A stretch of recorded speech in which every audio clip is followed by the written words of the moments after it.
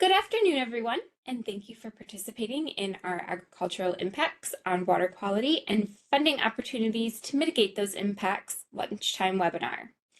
I am Stephanie Newmer, a water resources scientist here at the Interstate Commission on the Potomac River Basin, and I will be assisting with the behind-the-scenes coordination of this webinar. Feel free to use the chat option to contact me as host or ICPRB. I would like to ask each of you at this time to please mute your microphones and turn off your webcams, and only turn them on for speaking purposes. If there are any questions during the presentations, please type them in the chat, and the presenters will then address all questions during the question and answer portion at the end of both presentations. This meeting will be recorded and later will be posted on the public ICPRB YouTube page for future viewing opportunities. If you experience any technical issues during the webinar, please ask for assistance in the chat and I will coordinate with you to resolve them. Again, please be sure to mute your microphones and turn off your webcams, and thank you. With that, I would like to introduce Mike Nardelili, the Executive Director of the Interstate Commission on the Potomac River Basin. Well, thank you, Stephanie. I am Mike Nardelili, the Executive Director of the Interstate Commission on the Potomac River Basin. ICPRB is a congressionally approved compact of all the jurisdictions in the Potomac River Basin, the Commonwealths of Virginia and Pennsylvania, the states of Maryland and West Virginia, and the District of Columbia. Founded in 1940, ICPRB has been a leader in the protection of the water resources of the Potomac River watershed and in the coordination of various stakeholders in the delivery of clean and abundant drinking water to the DC area. Thank you all for attending the ICPRB lunchtime webinar to learn and share about the impacts that agricultural land use has on water quality in the Potomac Basin and what funding opportunities are available to mitigate those effects. As we meet far from the growing season and during the depths of winter, it is good to know that we have such strong registration numbers for this webinar, especially given the weather. This event is being held as part of the implementation of the Potomac Basin Comprehensive Water Resources Plan, and we are pleased to present a panel of experts who will share information related to this topic, followed by a question and answer session with participants. The event is being funded by ICPRB's EPA Section 106 grant under the Clean Water Act. Next on our agenda, I would like to introduce Pam Kennel to moderate our panel. Pam has a BS in Civil Engineering from Virginia Tech, an MS in Civil Engineering from the University of Maryland, and a PhD studies Civil Environmental Engineering at Virginia Tech. Many of you know Pam as the volunteer chair for the Agricultural Issues Work Group of the Drinking Water Source Protection Partnership. Pam's day job is the Executive Director of Planning and Water Resources for Loudoun Water. And I just want to add that some of you in the DC area may know today's snow has closed Loudoun Water, but Pam is very dedicated and we are pleased that she is able to join us today. Now, Loudoun Water provides drinking water, wastewater, and reclaimed water service to over 300,000 customers in Loudoun County, Virginia. As the Executive Director of Planning Water Resources for Loudoun Water, Pam is responsible for long-term planning, development of new programs, and coordinating strategic issues related to water resources, research, and regulatory compliance. Pam previously served as consulting practice leader for water resources and sustainability issues, working with water utilities across the United States. For the Washington Metropolitan Area Water Utilities, Pam managed the 2016 assessment of water supply system redundancy and resilience. A longtime AWWA member, she chairs the Technical Advisory Work Group on Climate Change and Sustainability for the Association's Water Utility Council. Pam Kennel, take it away.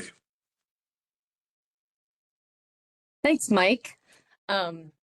I'm actually really pleased to be able to participate with the group today and talk about agricultural issues. And I wanted to give the audience members a little bit of perspective on Drinking Water Source Protection Partnership and the series, I would say, of issues that we have dealt with associated with agricultural lands. It's been 20 years, about 20 years since the Drinking Water Source Protection Partnership was formed. And at the time, the water utilities were very much focused on microbial pathogens. and so focused that many utilities around the country were forced to update their disinfection practices and basically their treatment practices. And a lot of time and money and resources were spent on doing that. And so it became a less prominent issue. Those of you from the Chesapeake Bay watershed know that management of the water quality in the Chesapeake Bay region is a very long-standing effort with plans that have been worked on for decades, and we continue to work on those. And non-point source pollutants is a very critical part of that. And from a water utility perspective, you know, excess nutrients and sediment associated with that tends to enable algal growth, and harmful algal blooms and algal toxins is very much a concern of our water utility. And I think we're really seeing the effects of climate change. And so right now we're also very interested in climate change and whether or not that might actually exacerbate some of the issues that we have. And another very current topic that could become a non-point source issue as well as a point source issue are PFAS. A lot of regulation right now on polyfluoro alkyl substances. And frankly, there's thousands of these chemicals, and we're just starting to get to the bottom of it. And our DWISP partnership is actually being funded by the Water Research Foundation to do some research in that regard. So it's particularly beneficial for me to participate today because this work group, our agricultural issues work group, is really looking for opportunities to provide benefits to farmers and producers and to help them improve the water quality that we end up using as our source water. So the one way that we believe that we can help is funding. And if we can help be a good partner and help with these funding mechanisms, then that would be a wonderful contribution for us and our partnership. So to kick off this, we're going to start with Olivia Devereux, and I'm going to go ahead and introduce Olivia to you. Olivia is an expert in developing linked watershed and management practice models and accounting systems. She was the scientific lead in developing the first CAST tool and lead in developing the first Chesapeake Bay program scenario builder, the system that distributed nutrients to the land and that was then used to create inputs to the watershed model. She remains the lead in managing CAST. She has expertise in developing management systems that track stormwater projects through the life cycle of plan submittal, design, construction, fees, permits, inspections, post-construction maintenance, and reporting. And she has performed water quality assessments and facilitated environmental planning efforts. We are very much pleased to be able to have Olivia today speak to us about the work that she has been involved in. Olivia. Hi, thank you so much for the wonderful introduction. Let's see, I'm trying to figure out how I can share. It says I need to pick a file. Let me see if I can pick a screen. Here we go. And I should be sharing. You are all set and we see it. Okay, thank you so much for confirming. I appreciate it. I don't think it's is it in presentation mode? It Here is we go. not. There you Okay. go. I think I got it. Thanks so much, Stephanie, for confirming. I'm going to start by just apologizing. I have a respiratory infection and I might cough, but I'll try and mute before I do so. So I'm very glad to be doing this from my home office. I want to talk about agriculture in the Potomac River Basin. Thank you, Pam, for the wonderful introduction. My name is Olivia Devereux and I use the pronouns she and her. I want to first talk about the land use in the Potomac River Basin. We think so much about the District of Columbia and sometimes forget about all of the agriculture that's there. And then I want to talk about the nutrients that are applied to the land and the role of conservation practices in improving water quality, and then move on to looking at what the actual load trends are in the Chesapeake Bay. And I'm going to talk about it from a modeling perspective where we can do source assessment. What source is it coming from, agriculture versus urban or the natural sector? So it'll be modeled data or estimated loads that's based on monitoring data. And then lastly, I want to talk a little bit about the Chesapeake Bay TMDL that Pam mentioned and how we can look at the planning goals associated with the TMDL and look at the progress to date. So let me walk through this.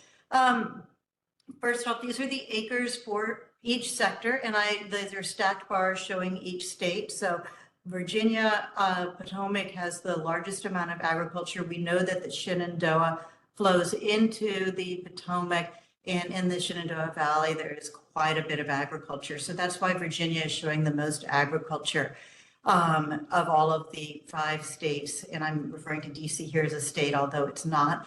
I guess we're 2 commonwealths, 2 states in 1 district. And so we're looking here at agriculture, which really comprises quite a bit of the land in the Potomac River Basin. And this is what's projected for 2025. I did look back over time, and the acres in the Potomac have not changed much.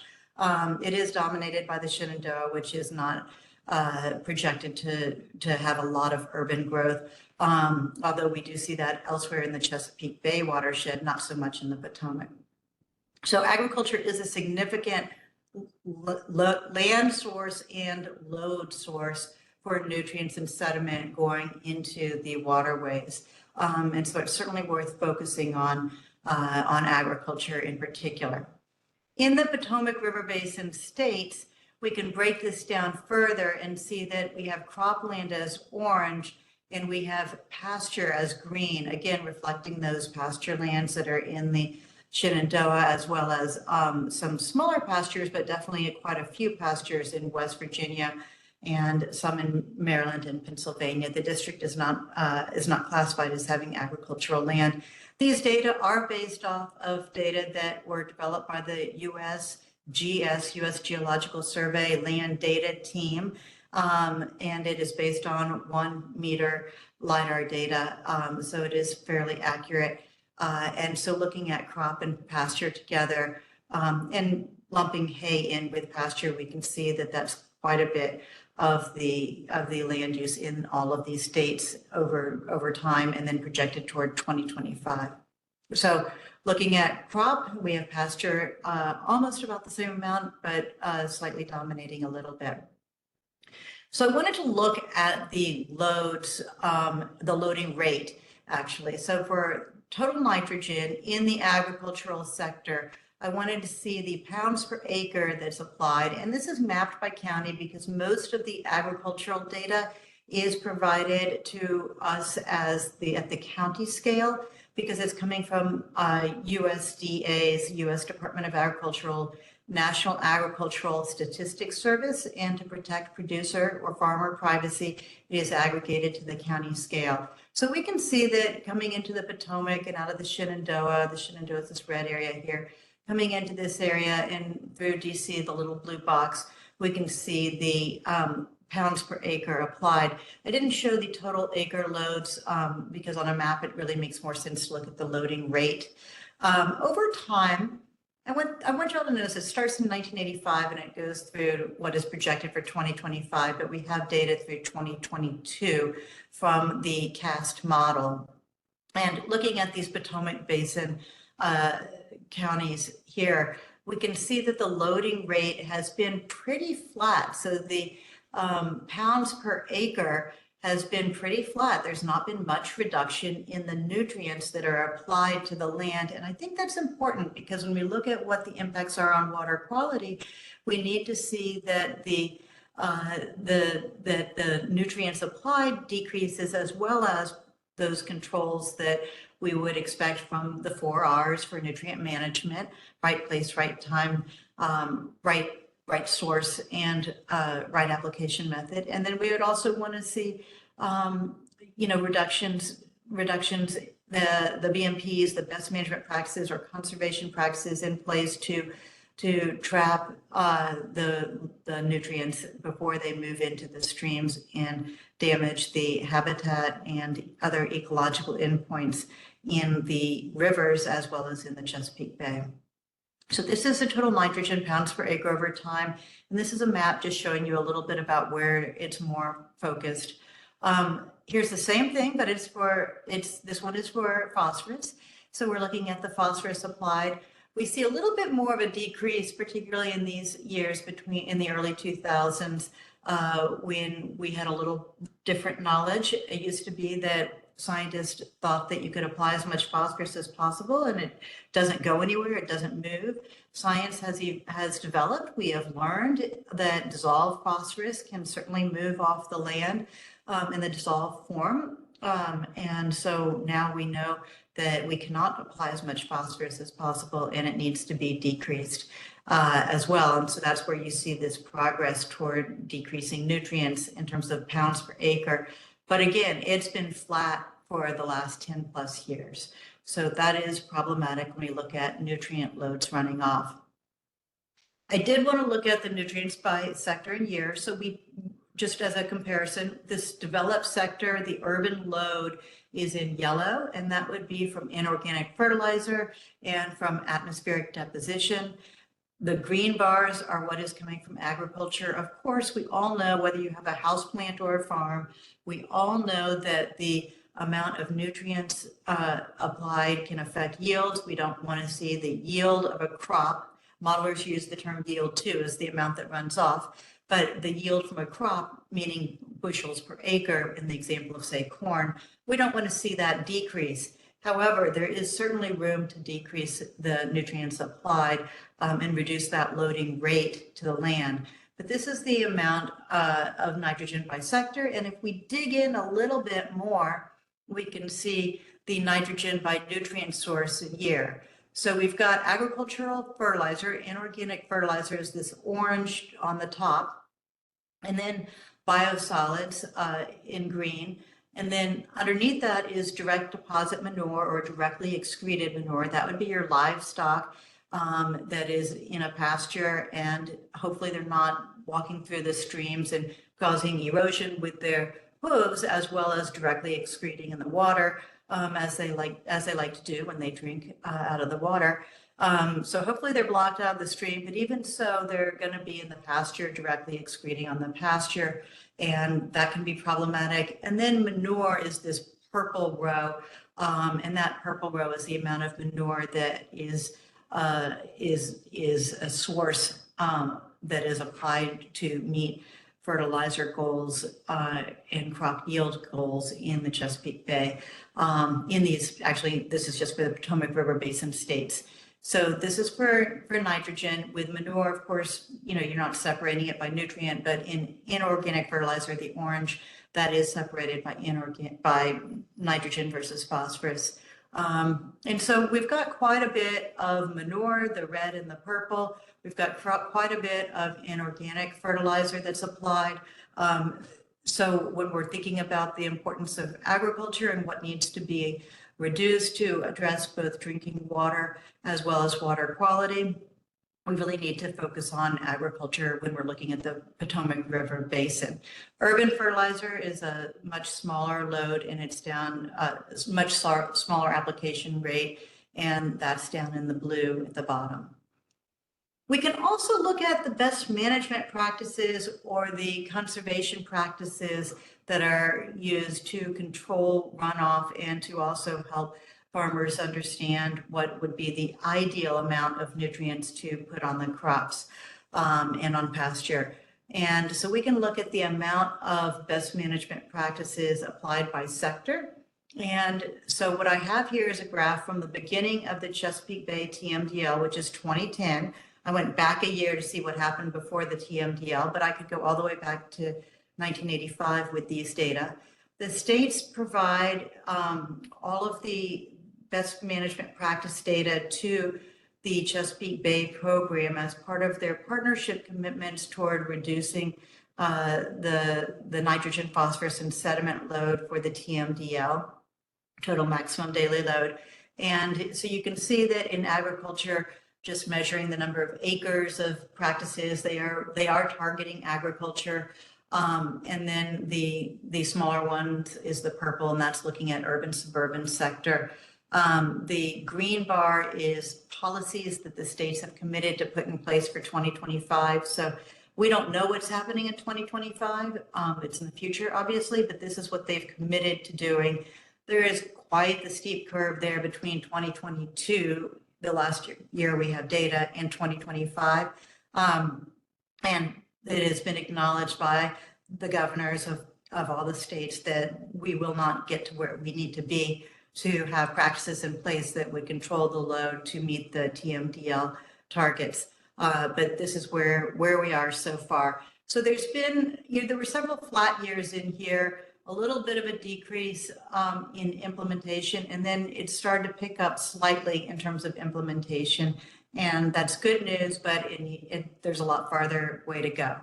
So we can look at this in detail, and there's a lot of information here, but I just wanted you to see that we can download from CAST, and anybody can do this. Go to the CAST website and download the best management practices that are implemented and planned. So this column has all of the ones that are in the Potomac, and I used a 6-digit HUC for that, hydrologic unit code. And you can download the amount of best management practices in agriculture, as well as all the other sectors.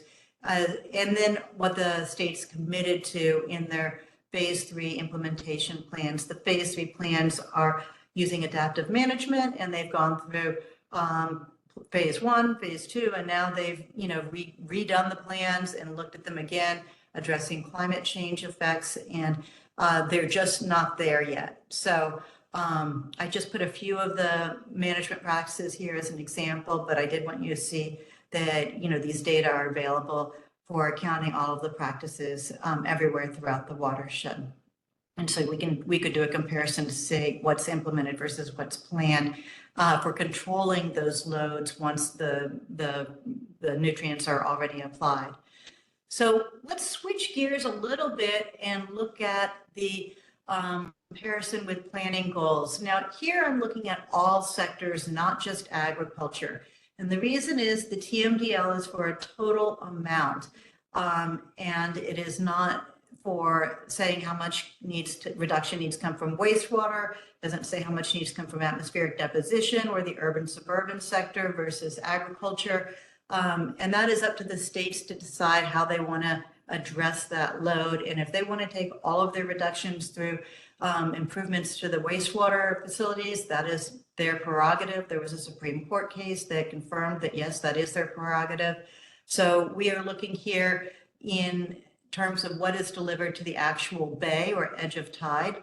And we are looking at the 2009, just before the TMDL, we're looking at 2022, and we're looking at the planning target, because I cannot break that down further. That is the green bar. And then we're also looking at the state's watershed implementation plan, so you can see here. And the point I want to make is that we've got to get this progress to this green bar, and you can see that DC has already done that. We can look at Maryland.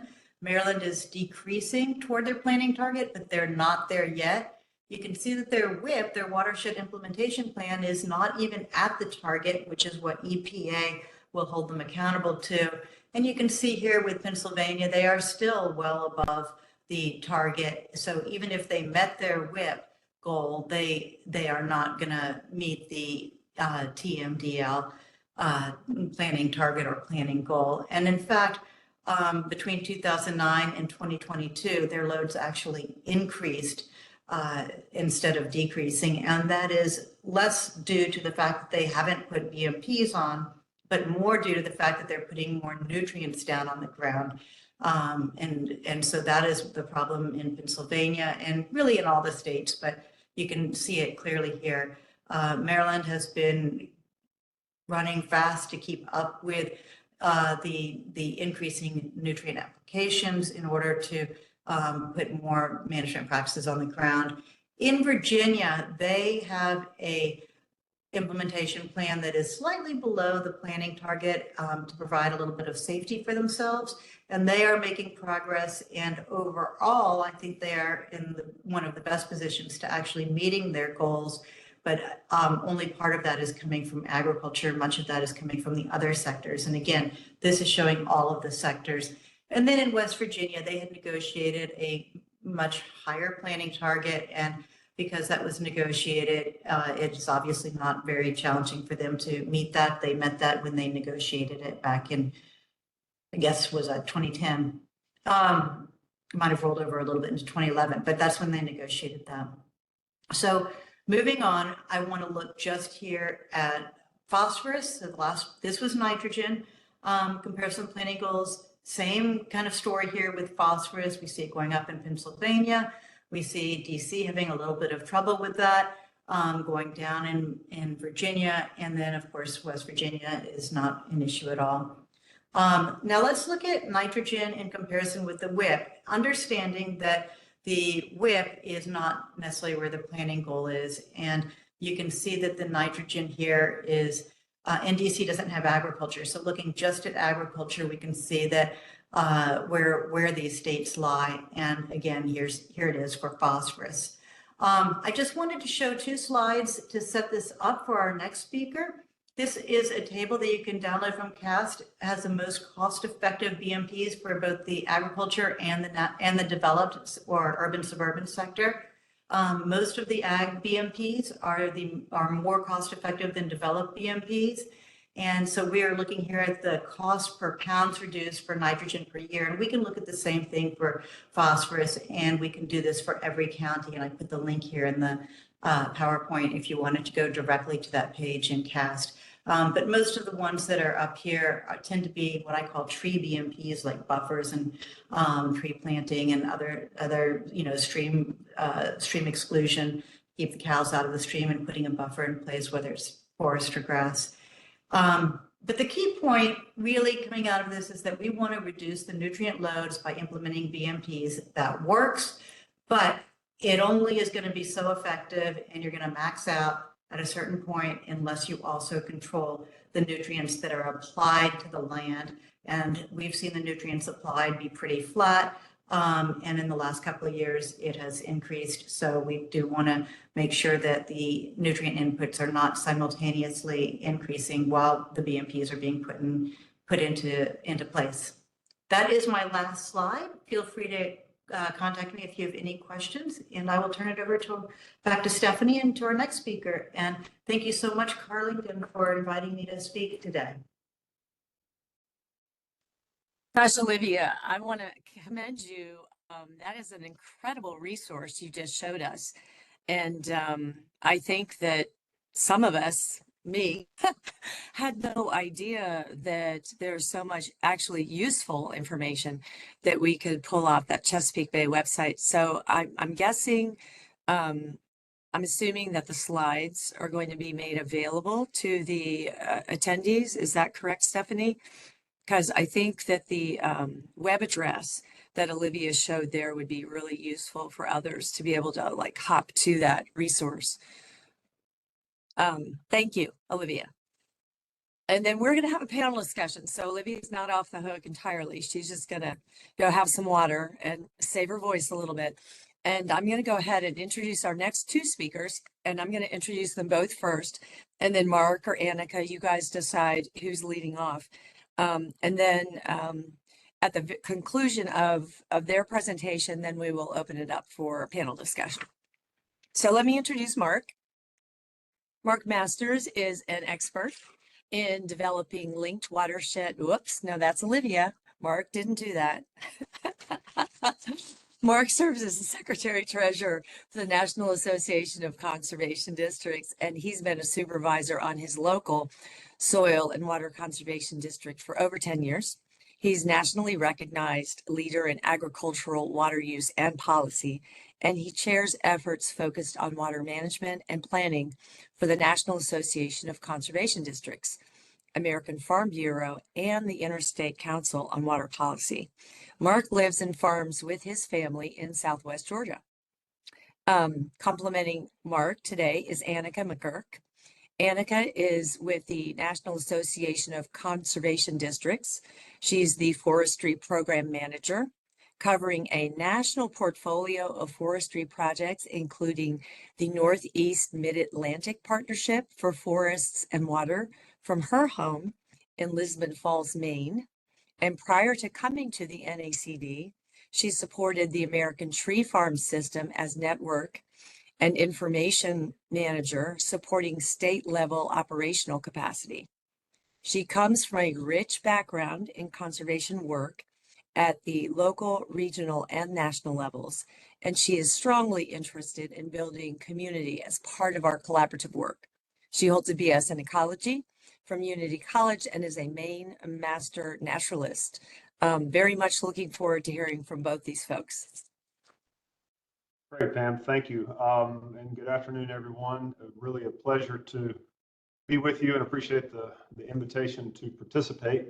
As Pam mentioned, I am a local soil and water district supervisor and fortunate enough to also serve on our state board here in Georgia and the national board, which gives me the opportunity to go around and learn about conservation efforts all across the United States. And if you're not familiar with your local conservation district, that is why I am here. I have roughly 17,000 colleagues that are soil and water supervisors around the United States, and they manage a little over 3,000 soil and water conservation districts around the country and territories. And those districts are local units of government, and their mission is to get conservation on the ground, primarily through the locally led, voluntary, incentive-based conservation model. And the balance of our presentation today, I will leave to Annika because she's a true expert in this. Has been working up in the Northeast for some time, but I've been fortunate enough to work with a number of you on working with ICPRB on the comprehensive plan and getting to know a number of you and some of the issues around the Potomac. And this issue came up in our recent update to the comprehensive plan, and I think it's really timely.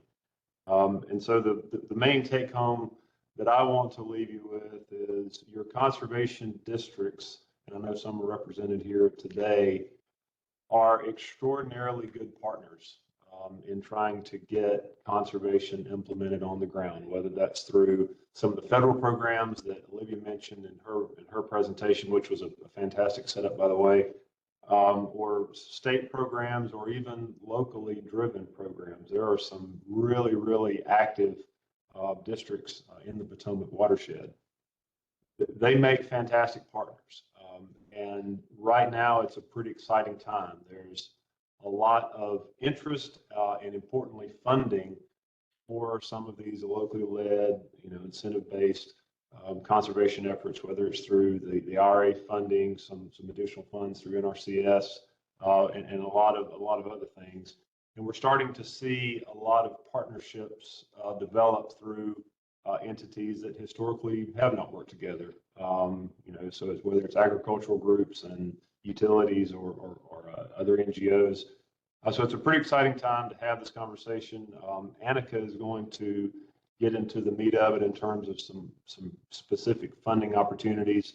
Find out, if you don't know who your district folks are, find out and then shame them for not doing a better job at promoting what they can do for you. I appreciate the opportunity again to participate, and I look forward to Annika's presentation and discussion to follow. So thank you.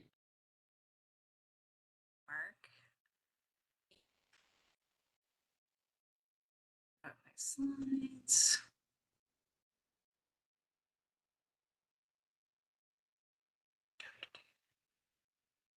Gotta love that it always pretends like it doesn't know how to do it, right? There we go. Perfect. Hopefully. We see your screen.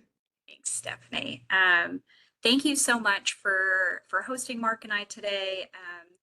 As it was said previously, I'm Annika McGurk with the National Association of Conservation Districts. Prior to a recent promotion, if you will, to Forestry Program Manager, I was managing our Northeast region as well, Maine to West Virginia, which is entirely relevant to our conversation today. As you can see at the bottom of my screen, our website is nacdnet.org. Really great place to get lots of quick and easy resources, not to mention to do a little digging into who your local soil and water conservation district might be. And I won't spend too much time about who we are, but as Mark mentioned, we are the membership association for the national group of soil and water conservation districts. As Mark also mentioned, there are roughly 3,000 of those. So again, hopefully you're not tired of hearing it, but if you are not familiar with your local SWCD, we highly recommend that you do engage them, because these are the folks that are not only getting the practices on the ground, they're also the ones working with your local landowners and producers. And so for a national association like ourselves, that's incredibly valuable for bringing that local perspective up to the national level. Not to mention the fact that it's highly applicable towards making sure that the funding opportunities that we need to see on the ground actually coalesce. And so again, locally led, voluntary, all lands for all people. And so I'm really hopeful that I am preaching to the choir today. I am going to talk briefly about really some of the focus areas in leveraging funding on the district side of things. So these are funding pools that districts most commonly are leveraging.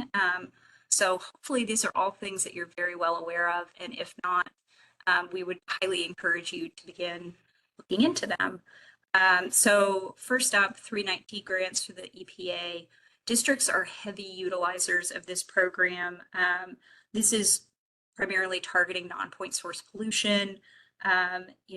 This is available in all states and a really accessible funding model for folks. So definitely something that we see districts leverage fairly regularly.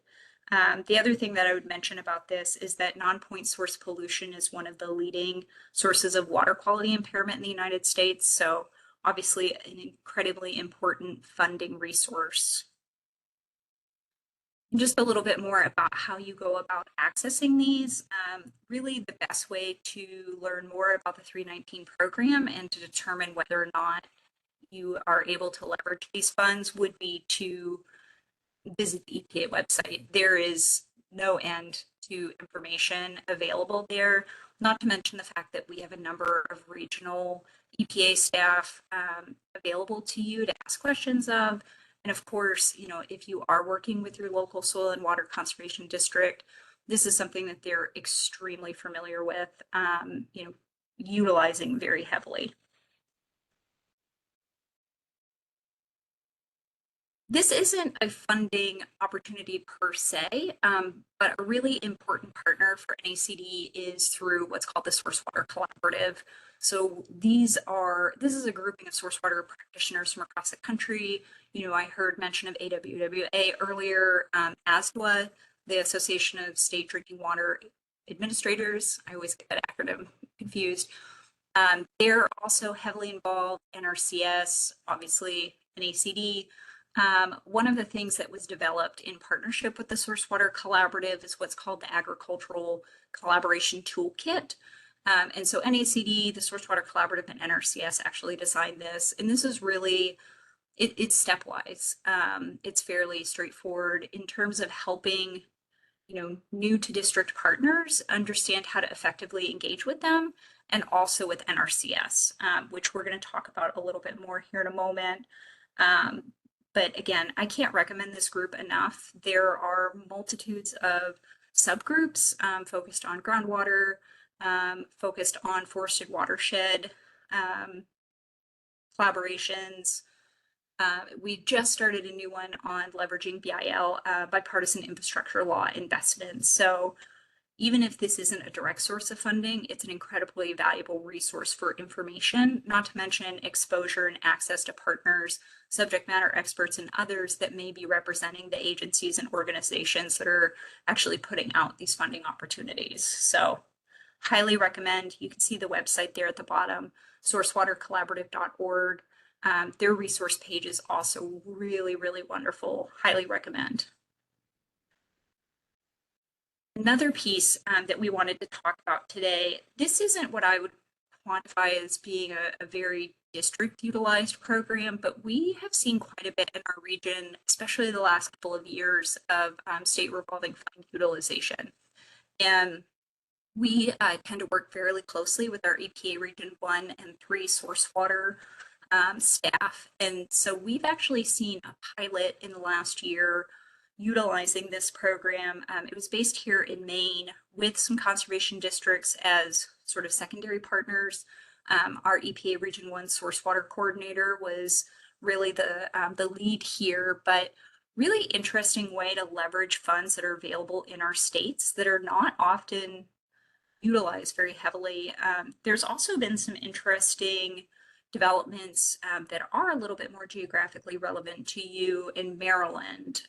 It was about a year ago at this point, the American Forest Foundation actually generated a green bond by utilizing SRF. And this was to help facilitate small holding or underserved landowner participation in a forest carbon program. So, you know, that's clearly not, or I should say, that's not necessarily something that I would assume SRF could be utilized for. So on this next slide, there are a number of tools and resources. The Quantified Ventures SRF Academy is pretty neat. The River Network has a number of tools. It says advocacy, but there's quite a bit in there about application. And then, of course, hopefully you're not tired of me harping on the Source Water Collaborative, but there are a number of folks on that collaborative that have actually been part of some of these pilot initiatives. And if you are interested in learning about some of the applications of SRF over the last year, we can certainly put you in touch with our EPA partners that have been leading some of those pilots. It's frankly pretty exciting stuff. You know, it's nice to see these funds get utilized in new and exciting ways to have greater conservation outcomes. Another program that districts are engaged in, NACD, of course, works very closely with the Natural Resource Conservation Service. Districts also work incredibly closely with them. So just over this last year, the NWQI program did release, in some states at least, new source water protection areas. And there is associated funding with this. You know, if NWQI isn't necessarily your entry point into partnering with NRCS or leveraging NRCS dollars, there's a number of other places that may make more sense in the NRCS sort of array of programs. And so if you are not currently exploring NRCS as a possible partner or opportunity for funding application, you know, that may be something to consider as well. And of course, as I mentioned previously, districts are very close collaborators with NRCS. So, you know, in our mind, the district is a really great way to sort of get plugged into some of these other opportunities because they're already engaged there. And then just sort of a brief aside, NACD is currently leveraging Forest Service funds in support of water quality and quantity protection in the Northeast. We are establishing a 13-state forest and water partnership, really the underlying goal being to align the forest and water sectors. The partnership sort of footprint, if you will, is Maine to West Virginia. So of course, the Potomac River Basin is within our service area. And so this isn't necessarily, I bring this up because this isn't what you might consider, you know, an agricultural water quality protection funding source. These funds are really designed to conduct conservation on a landscape scale. And so, of course, we are doing that, but we're also meeting water quality impacts at the local level. And so, yeah, I mean, I think the sky's the limit when you consider how to apply some of this stuff. This is just a little bit about some of the work that we're going to be doing that's a little bit more related to your collaborative. But for example, in fiscal year 25, we're intending to work with the Working Lands for Wildlife program in West Virginia. There's a really strong focus on agricultural exclusion fencing, riparian forest buffer installation, riparian restoration. So I guess all that to say, there may be a lot of co-benefits with some of these funding, or there may be a lot of ways to get into some of these funding areas and have these really exciting projects that maybe are a little broader than you might otherwise assume. So I know we're getting close. So I'm going to leave it there and stop sharing and probably talk about this in our Q&A here in a little bit.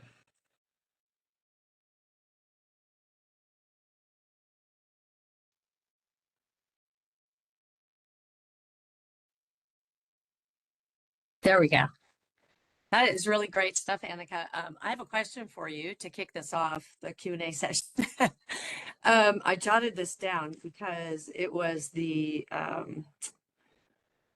NWQI program.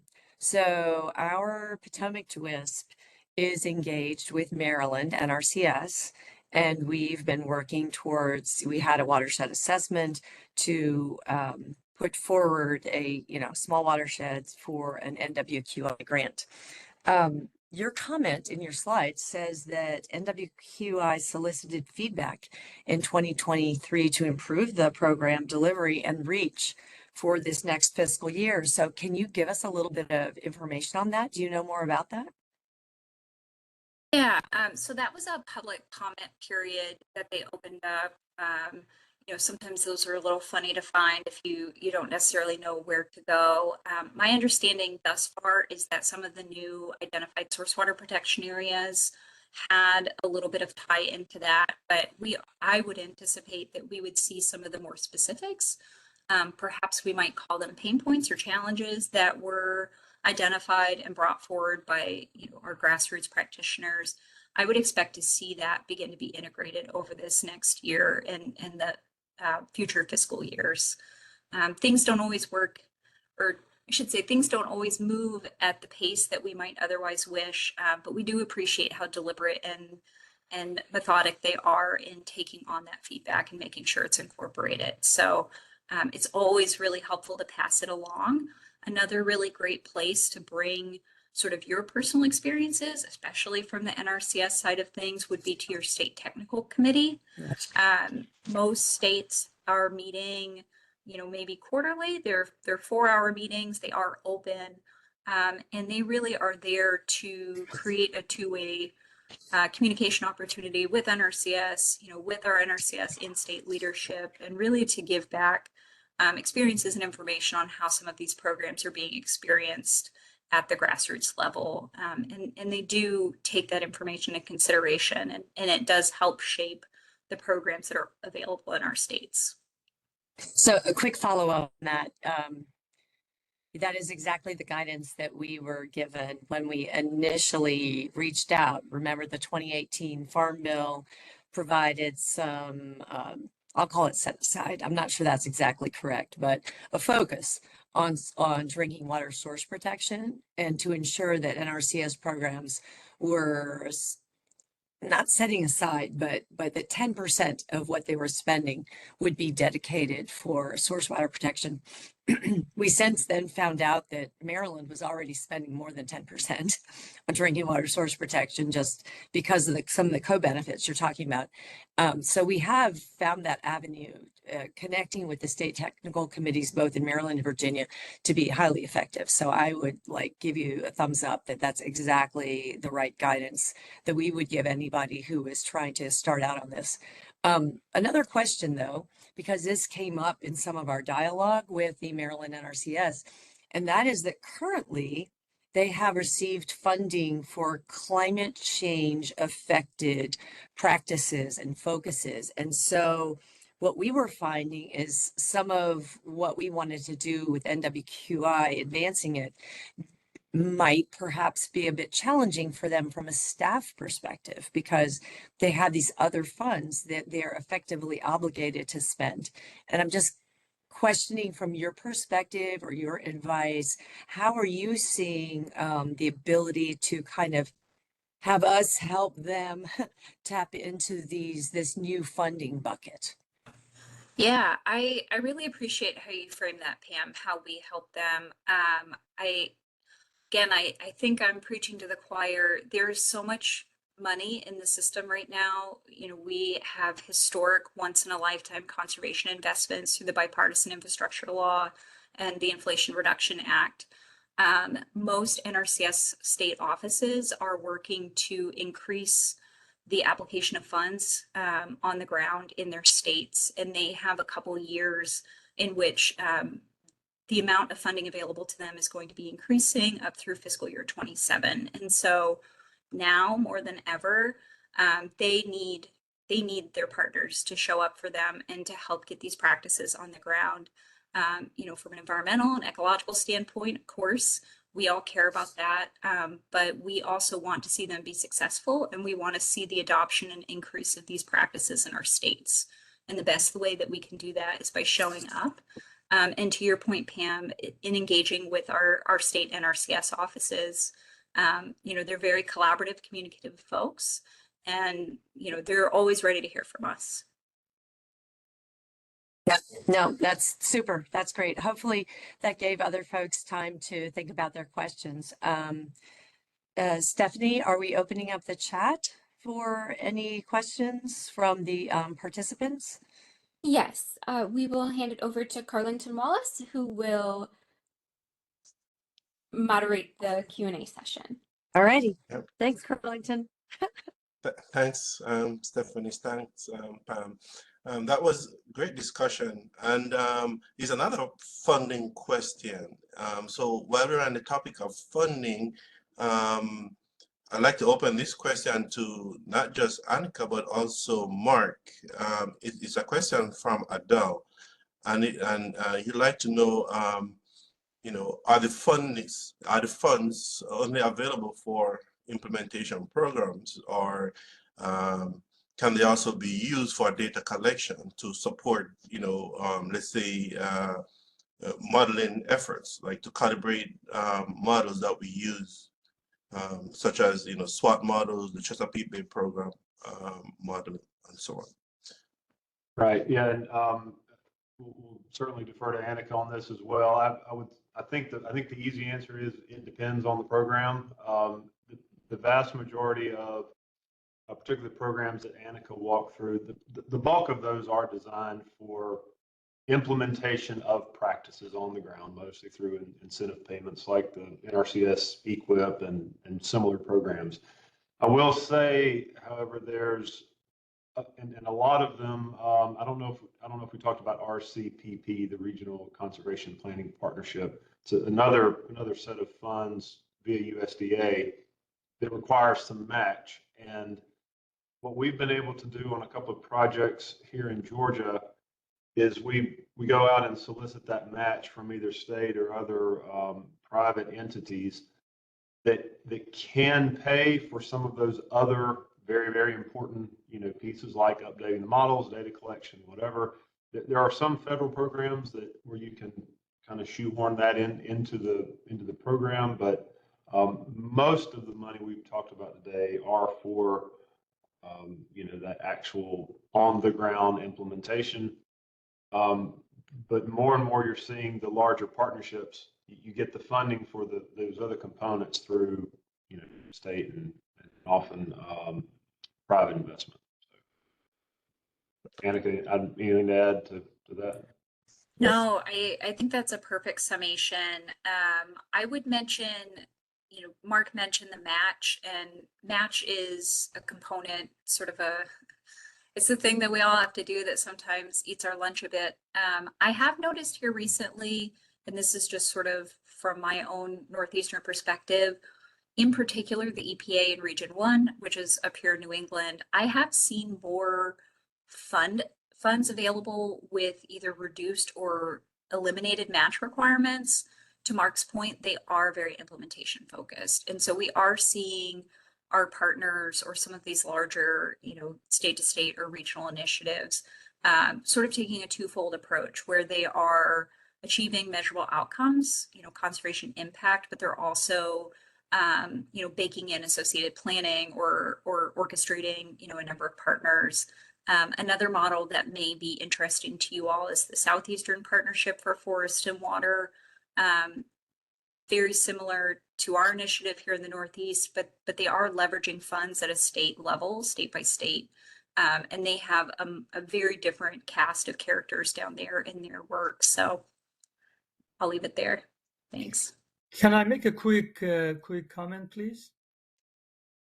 Yes, yes, Yeah. go ahead, Adam. Yeah, I just was going to say I was lucky and fortunate beneficiary of MPS 319 funding for almost 13 years or so from Region 3, which we had. It became one of the national watershed monitoring projects in Monocacy watershed, a small watershed, and also through Interstate Commission on Potomac River Basin in 87, 88, we did some small sort of hypothetical field evaluation of 10 BMPs in support of NRCS actually and Chesapeake Bay for effectiveness of BMPs for Appalachian region, feed mountain, and coastal plain. So my point, some of the, and I think ICPRB, one of my PhD students, Leslie Shoemaker, who is with Tetra Tech, up higher up now, we did together, Leslie and I. And so my point is there has been funds available, and that time Chesapeake Watershed program needed effectiveness of BMPs, and that is why Interstate Commission on Potomac River Basin provided consulting money for us, Leslie and I, in order to run this model. And there were two engineers from NRCS that they told us what BMPs they wanted us to simulate with the CREAMS model called, something like that. But anyway, I just wanted to make that comment that, in the past, funds also have been available on research level. And I also on the chat, I put that the report of National Academy of Sciences that I was fortunate to be part of, one of those 8 members in the panel. And that is actually, that stated specifically that it's really long-term sort of watershed monitoring and data collection is very important in order to really have some confidence and effectiveness and also communicate easily with our stakeholders. I just wanted to make those comments, but thank you for the opportunity. Yeah, thank you so much, Adele. Thank you. So the other question, I'm going to throw it open to anyone in the panel who wish to address. Is from Teresa Stein. The question is, are there any organizations that are working on the impact of data centers on source water, general use of water resources?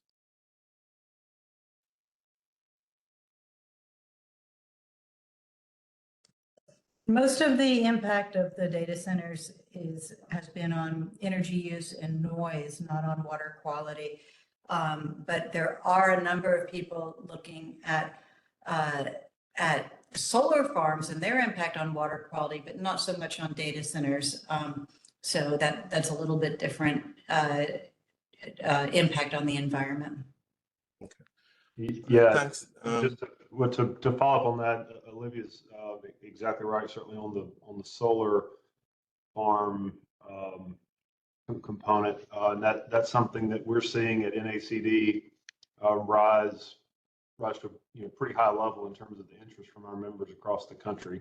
It's something that we're dealing with a great deal here in Georgia for sure. And on the data centers, I'm not aware of anything specific up there. I can tell you that it has rocketed to the top of interest, particularly in our Metro Atlanta region, in terms of the amount of water that's being used, on a water quantity component. It is getting a lot of people's attention with how many are moving into Georgia right now.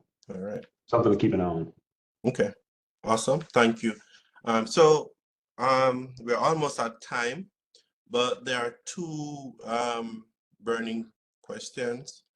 And I think it's best if I open the floor to the individuals that have those questions so they can ask it themselves, because they might have follow-up questions. So the first question, the first person is Nancy Stoner. Would you like to ask your question or would you want me to read it out for you?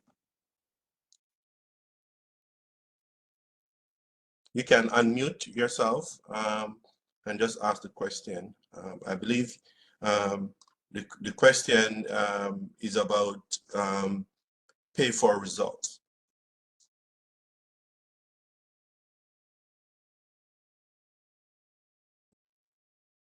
Okay. I think I'll go ahead and read the question just in case.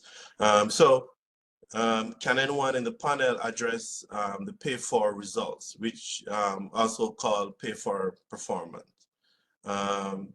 Here's a number of experts who recommend that approach. I'm guessing this is related to mostly the CAST tool and how credit is applied.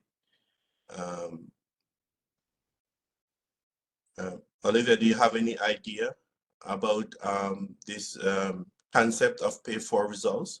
There's a whole slew of projects going on in the Chesapeake Bay watershed that's pay for performance. And I know the Bay Foundation has been part of that, as well as other organizations. And I think it's a good idea. I think part of some of the issues thorny issues that come up is, what model do we use? We can't all use a different model.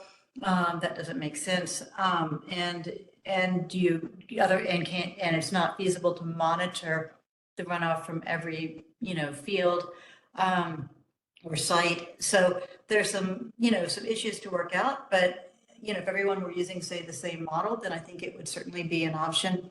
I think we're kind of looking at pay for performance anyway by saying you implement enough BMPs, then the loads reduce according to the model, and that should get you close, and we'll use the monitoring data to verify.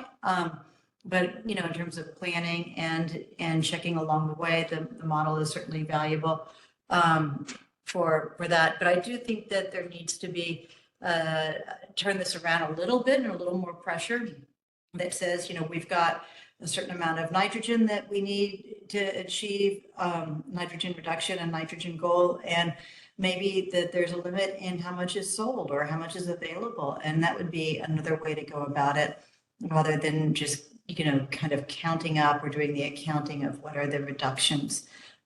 So there are a number of ways of going about it. I think it's a great idea, and I'd like to see it move forward, but there are some thorny details to work out, Nancy. Mm-hmm. Thanks, Olivia. And Frank from the Kikapen Institute has a couple of questions for Mark and Annika. Frank, would you like to ask your question in person, just in case you have follow-up questions? Yes, thank you very much, and thank you for the conversation. The Institute is interested in, for those of you not aware, West Virginia, we're losing our buffers right now with farmers not renewing. So we're very interested in getting engaged at that level and working with the farmers to make sure they're not frustrated with paperwork, that they understand all their responsibilities. We have watershed associations willing to help these farmers maintain their buffers. But that information's very hard to come by. We don't know what farmers are or are not enrolled, and who's coming up and whose contracts are up for renewal. Aside from a FOIA, how do people manage that? Because FSA wants to work with us. The conservation districts are great, but we have this jam up in communication. Do you have any suggestions, Mark, on how to move forward? Yeah, it's a tough one, Frank, for sure. And I saw Annika responded and provided her contact information to follow up. You've hit on something that, when I have my research hat on, working a lot with USDA, it's how do we encourage more adoption, but we also of conservation measures, but we also want to be tracking disadoption. So when the incentive runs out, how many folks keep the practice, right? If they don't renew. So we have a whole body of research going on about that very thing. our partners and friends at USDA are fantastic, but there are certain lines that they will not, and frankly, probably should not cross in terms of confidentiality and that sort of thing. I get two ways we've tried to approach it. One, you can get data down to, pretty small watershed, up 12 type levels, right? In terms of how many contracts for stream buffers and whatever over the last number of years, that helps you narrow down. And again, in some examples here in Georgia, it's been able to help us prioritize where we send money. The only other way you're going to get that really detailed data, farm level data, is by partnering up and then going out, and I think Annika mentioned this in the chat, and then asking the farmers directly for it, or maybe it was Olivia, like, okay, this consortium of folks is doing this work, pay some participant incentive, come sign up, we want to, help you maintain your buffers or whatever. And then those farmers can tell you all day long what they're doing. I know of no way around sort of the USDA firewall on that really, really farm level. And frankly, as a farmer, I'm glad it's there too. But what I have found, and I think Annika mentioned it in her remarks, we're seeing a lot more folks willing to sign up for some of these new programs and trying to be a little bit more nimble than just everything is the USDA model. So that's a long non-answer, but maybe a little bit helpful. Yeah. Yes, thank you. Yeah, I'm sure Frank appreciate that long answer because it's a very tough one to address, at any level. Well, I think we have come to the end. It's now 1:07, and so we have gone a little bit over. So that's what happens when you have great discussion. And so with that, I would like to thank everyone for joining us today. Special thank you to the moderator, Pam Cannell, as well as our panelists, Olivia and Marek and Annika. So this webinar is a part of a series.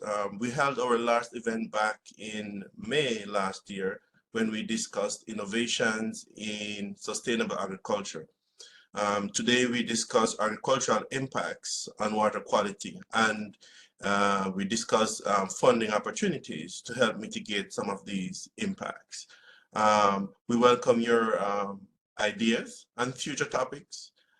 So please be on the lookout for a follow-up email from us with some post-webinar questions. Again, thanks everyone.